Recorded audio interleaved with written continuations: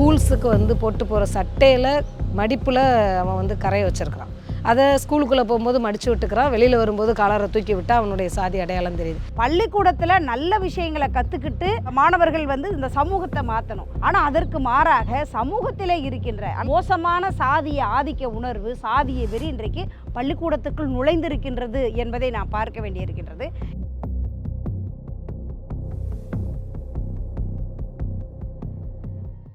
தாக்கின மாணவர்களுக்கு நீங்க என்ன சொல்ல விரும்புறீங்க? சக மாணவர்களுக்கு இல்லை இப்படி அவங்க பழக்கூடாது, ஒற்றுமையாக இருக்கணும், அவங்களும் மேற்கொண்டு படிச்சிடணும். இவரை ஞாபகம் இருக்கா? ஆமாம், சின்னதுரை. நாங்குநேரியில் 2023 ஆகஸ்ட் மாதம் ஒரு இரவில் தன்னோட படிக்கிற ஆதிக்க எண்ணங்கள் விதைக்கப்பட்ட சக மாணவர்களால் தாக்கப்பட்ட அதே சின்னதுரை தான். தாக்கப்பட்ட செய்தி நாடு முழுக்க பரவி அதிர்ச்சியை ஏற்படுத்திருந்துச்சு. ஆனால் இப்போது ஒரு மகிழ்ச்சியான செய்தி மூலமாக அதே சின்னதுரை பேசப்பட்டிருக்காரு. ஆமாம், எத்தனை முறை தன்னோட படிப்புக்கு இடையூறு வந்தாலும் அதை எதிர்கொண்டு படித்து 12ஆம் வகுப்பு பொதுத் தேர்வில் 600க்கு 469 மதிப்பெண்கள் எடுத்திருக்காரு. காம்ரேட் டாக்கீஸ் சார்பாக வாழ்த்துக்கள் சின்னதுரை. இவர் தாக்கப்பட்ட சம்பவம் நடந்தப்போ அதை நிறைய மீடியாக்கள் கவர் பண்ணியிருந்தாங்க. அதை பற்றி கொஞ்சம் விரிவாக பேசணும்னு நினைக்கிறோம். அதுக்கு முன்னாடி நாங்கள் போயிருந்தப்போ அங்கே என்ன நடந்தது அப்படிங்கிற வீடியோவை உங்களுக்கு காட்டணும்னு நினைக்கிறோம்.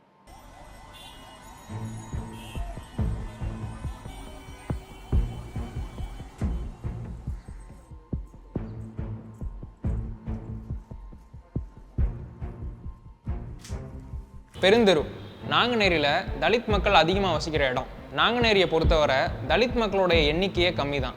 அது மட்டும் இல்லாமல் பொதுவாக எல்லா ஊர்லேயும் உள்ள சாதிய பிரிவினையை இங்கே சாதாரணமாகவே பார்க்க முடிஞ்சது. ஏற்றி பேசக்கூடாது. கோயில்களுக்கெல்லாம் போகும்போது அனுமதிப்பாங்களா? பெருமாள் கோயிலுக்குலாம் நாங்கள் போகவே மாட்டோம், அனுமதிக்கவே மாட்டாங்க, பிடிச்சி வெளியே விட்டுருவாங்க. பயந்தியா அந்த சாமியை கும்பிடணும், தேவையே இல்லையே, பயந்தவங்க சாமி கும்பிட்டாங்க. சாமி சக்தி இருந்தால் நம்ம வீட்டுக்கு வந்துட்டோம். ரொம்ப சிறப்பாக சொன்னீங்க, போங்க. என்ன சொல்லுங்க? கரெக்டு. அப்படி ஒருத்தங்க அடிபட்டுக்கிட்டு அந்த சாமி கும்பிட வர சொல்லியிருக்காரா? ஒதுங்கி தான் இருக்கு. இந்த மாதிரியான சூழலில் வாழ்கிற குடும்பம் தான் மாணவன் சின்னதுரையோடது. நாங்கள் சின்னதுரையை பார்க்க போயிருந்தப்போ அவருக்கு ஆப்ரேஷன் நடந்துட்டு இருந்தது. ஆனால் அவரோட தங்கையையும் அம்மாவையும் பார்த்து பேசணும். ஓ, கால் என்னப்பா? கால் இருக்கா? கால்லையும் காயமா? இது நான் ட்ரிப் போட்டுருக்கனால அப்படி வச்சுருக்கேன். அந்த கயிறு தான் வெட்டு. எந்த இடத்துல இருக்கு? ஓ, இந்த சம்பவம் பற்றி முன்னாடி சின்னத்தில் எதுவுமே சொல்லிட்டு இல்லையாம்மா? எதுவும் சொல்லலை. ஸ்கூலுக்கு போகலைன்ற பின்னாடி தான் நீங்கள் போகிறீங்க. அவங்க 10 நாள் ஏன் வரலன்னு எங்கள்கிட்ட வந்து கேட்கல. அவங்களும் டீச்சர்ஸும் கேட்கல, அவங்களும் சொல்லலை ஒன்றும். நாங்கள் தான் எங்கள் சித்தி எங்கள் தங்கச்சி சென்னையிலேருந்து வந்திருக்கா, அவள் தான் கேட்டா, ஏமா நீ ஸ்கூல் போகாமல் இருக்கா, ஒன்னே நம்பி பாப்பாலும் இருக்காளா, இவளும் சந்திராலும் 3 நாள் போகலை ஸ்கூலுக்கு. பிள்ளைகிட்ட கேட்டேன், எதுக்கு நீ ஸ்கூலுக்கு போக மாட்டேக்கா, 2ஆவது நாள் வீட்டில் இருக்க தம்பி எதுக்குன்னு கேட்டேன். எனக்கு அந்த ஸ்கூலுக்கு போக பிடிக்கல, சர்டிஃபிகேட் வேணுக்கா, நான் வந்து வேறு ஊருக்கு போகிறேன், புறப்பாட்டிக்கு போகிறேன், எனக்கு சேர்த்துறேன், இல்லைன்னா நான் சென்னையில் போய் வேலை செஞ்சு உங்களை நான் காப்பாற்றுறேன், 10 வரைக்கும் போதும், எனக்கு 11 12 வேண்டாம் அப்படின்னு சொல்லுவேன். வீட்டில் இருந்தால் வழக்கமாக இதில் போகிறேன்னு கேட்காரு. தினசரி இதில் பஸ்ஸில் தான் போவாங்க. அதே தான், அதே எல்லாரும் ஒரே பஸ் தான். உனக்கு உங்கள் அண்ணனுக்கும் அந்த அவங்க ஏற்கனவே பிரச்சனை இருக்குது, உனக்கு தெரியுமா? தெரியாது, உனக்கு ஒன்றுமே தெரியாது. ஆனால் அவங்க வந்து கொஞ்சம் திடீர்னு அது வந்தவங்க பூரா பசங்க தான். இது என்னது கையில்? இது அருவாப்பட்டதா? வேறு இந்த பூரா நீங்கள் அழைச்சிட்டு போகிறீங்க. சரி, நீங்கள் போகிறப்ப ஆசிரியர் யாரையும் பார்க்க முடிஞ்சதா? சரி, என் பையனை எண்ணிட்டு இருந்தாங்க, நீங்களாட்டும் அனுப்பிட்டு இருக்க வேண்டியதானே, நீங்கள் வேலைக்கு போயிட்ட, வேலைக்கு போய் வேலையிலே இருந்துட்டாங்க, பிள்ளைகள் படிப்பு என்ன அப்படின்னு அவங்க என்னையே சொன்னாங்க. சரி தம்பி, நான் எனக்கு தெரியாமல் அவன் சொல்லலை, உண்மையும் நீங்களும் எங்கிட்ட கண்ட்ரோல் பண்ணலை, நான் தான் உங்கள்கிட்ட கேட்டேன், என் பையன்கிட்ட அவன் சொன்னான் இப்படி விஷயம் அப்படின்னு சொன்னான். அதுக்கு மேலே பாதி சொல்லலை அவன், அதுக்குங்க கூட்டிகிட்டு போனேன். 9 எல்லாமே 9ஆம் தேதி நடந்திருக்காங்க. 8ஆம் தேதி நைட்டு தான் எனக்கே டீச்சர் வாசல் தெரிஞ்சு 9 நீங்கள் போகிறீங்க. 9 காலையில் 9 இரவு தான் இது நடக்குது. இது நம்ம பக்கத்தில் வந்து தடுக்கிற மாதிரியான வீடுகள் இல்லையோ? இல்லை நம்ம கதாடி இப்போ பக்கத்தில் வீடெல்லாம் இருக்குது. 10 மணிக்கு யார் சார் வருவாங்க? எல்லாரும் தூங்குறாங்க, வேலைக்கு போகிறாங்க, 10 நேரம் வேலைக்கு வந்து வந்த உடனே வெட்டிட்டாங்களோ? பின்னாடி தான் அருவாளை வச்சுருக்காங்களாம். அந்த அருவாள் கூட கையில் இருந்தால் கூட பயந்துட்டு ஓடி இருப்பான். அப்பவும் நம்ம பையன்கிட்ட பேச வந்திருக்கா அப்படின்னு நினச்சிருக்காங்க. இப்படி எல்லாம் வந்திருக்காங்கன்னு நினைச்சேன். சட்டை பின்னாடி இருந்து அருவாள் எடுக்கிறாங்க. அதெல்லாம் சினிமாக்களில் பார்க்குறாங்கல்ல அந்த அந்த மாதிரி. பொண்ணு சொன்ன மாதிரி தானே தெரியும். ஸ்கூல்ஸுக்கு வந்து போட்டு போகிற சட்டையில் மடிப்பில் அவன் வந்து கரையை வச்சிருக்கிறான்.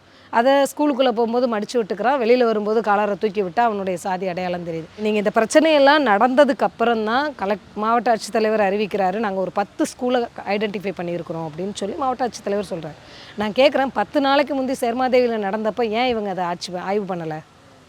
10 நாள் கழித்து நாங்குநேரியில் நடந்து அது தமிழகம் முழுவதும் ஒரு அதிர்வலையை உருவாக்கிய பின்னாடி தான் மாவட்ட ஆட்சித்தலைவர் கவனத்துக்கு வரும்னு சொன்னால் இங்கே தப்பு யாருடையது? இதில் ஒன்றும் மனம் தளர்ந்துடக்கூடாது. அவங்க நோக்கமே வந்து நீங்கள் படிக்கக்கூடாது, நீங்கள் பெரியவங்களாக வரக்கூடாது அப்படிங்கிறது தான். அதை உடைக்கணும். பின்னாடி வந்து இத்தனை வருஷம் கழித்து இந்த சந்திரா செல்வி வந்து இப்படி ஒரு சாதி கொடுமையினால் பாதிக்கப்பட்டவங்க அதெல்லாம் கடந்து வந்து இவ்வளோ பெரிய பொறுப்புக்கு வந்திருக்காங்க அரசு பணியில் அப்படின்ற மாதிரி வர்றது தான் வந்து இந்த சாதி வெறி இருக்கிறவங்களுக்கு சரியான பதிலாக இருக்கும். சரியா? சரி, தைரியம் வரேன்னா ஓகே. ஏன்னா மற்றவங்களாம் வந்துகிட்டே இருக்காங்க. ஓகேடா. இப்படி நாங்கள் மட்டும் அவங்கக்கிட்ட சொல்லிட்டு வரல. இந்த சம்பவத்தை கடுமையாக எதிர்த்த அனைத்து தரப்பு முற்போக்காளர்களும் சொன்னதை சின்னதுரை மனசில் வச்சுக்கிட்டாரு. அதைத்தான் அவரோட பொதுத் தேர்வு மதிப்பெண் வெளிப்படுத்துது. நாங்குநேரி சம்பவம் நடந்ததுக்கு அப்புறமா தமிழ்நாடு தீண்டாமை ஒழிப்பு முன்னணி சார்பாக தமிழ்நாடு முழுக்க 36 மாவட்டத்தில் மொத்தம் 441 பள்ளிகளில் SC ST OBC மாணவர்களுக்கு நடக்கிற சாதிய ஒடுக்குமுறை சம்மந்தமாக ஒரு ஆய்வு செய்யப்பட்டுச்சு.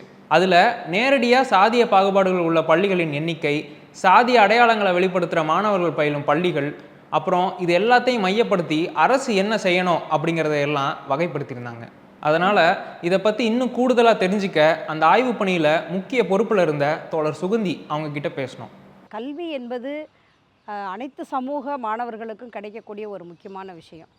ஆனால் அது வந்து கடந்த காலத்தில் ஒரு குறிப்பிட்ட சமூகத்தை சார்ந்தவர்களுக்கு அது எட்டாக்கனியாக இருந்திருக்கின்றது.